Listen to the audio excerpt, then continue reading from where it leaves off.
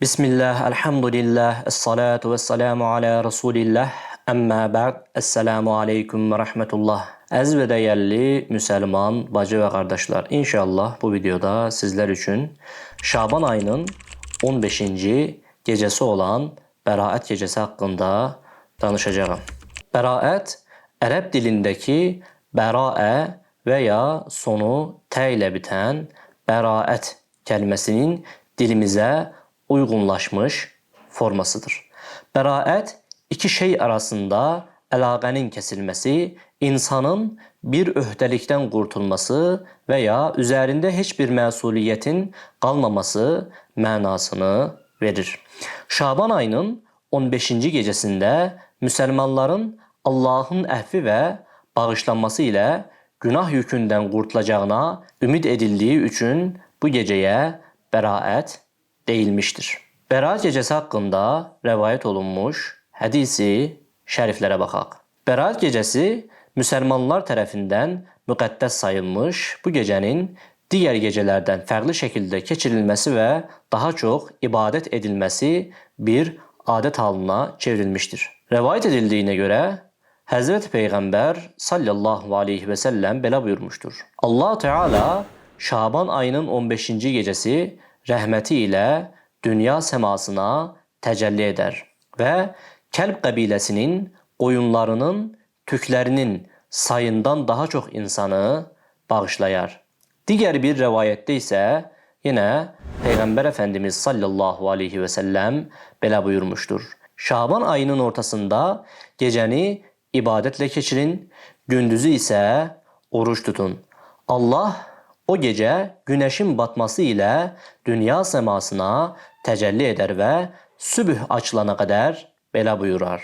Məndən bağışlanma istəyən yoxdurmu? Onu bağışlayım. Ruzi istəyən yoxdurmu? Ona ruzi verim. Bir müsibətə uğrayan yoxdurmu? Ona afiyyət, şəfa verim. Yoxdurmu belə istəyən? Yoxdurmu elə istəyən? Lakin bu hədislərə öz əsərlərində yer verən Tirmizi və İbn Macə bu hədislərin zəif olduğunu vurğulamışlar. Bəzi alimlərin qiblənin Qüdsdəki Məscid-i Əqsadan Məkkədəki Kəbə istiqamətinə çevrilməsinin hicrətin 2-ci ilində məhz Bəraət gecəsində baş verdiyini qəbul etmələri də bu gecəyə xüsusi bir önəm qazandırır. Bəraət gecəsindəki ibadətlərin hökmü və xüsusi namaz rəvayətləri.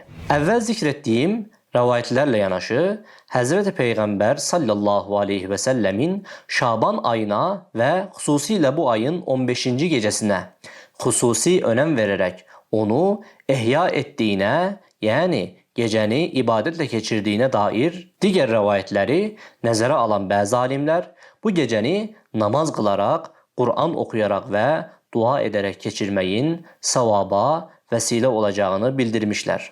Lakin bu gecə xüsusi ibadət və qeyd etmə formaları icad edib, bunları adət halına getirməyin dində yerinin olmadığını söyləmişlər. Mənbələrin bildirdiyinə görə Bəraət gecəsinə aid xüsusi bir namaz yoxdur. İmam Qazzali bu gecə hər rükətində Fatihə surəsindən sonra 11 İxlas surəsi oxumaqla qılınacaq 100 rükətli namazın və ya hər rükətində Fatihədən sonra 100 İxlas oxunan 10 rükətli namazın çox savab olacağına dair bir rəvayət nəql etsə də, İhya-ı Ulumiddindəki hədisləri tənqid edən Zeynüddin Əl-İraqi və Nəvəvi bunun əslinin olmadığını bildirmişlərdir. Bu namazın bir bidət olduğunu qeyd edən Nəvəvi bu mövzuda Qutul Qulub və İhya-ı Ulumiddin əsərlərində keçən rəvayətlərə aldanmamaq lazım olduğunu vurğulayır.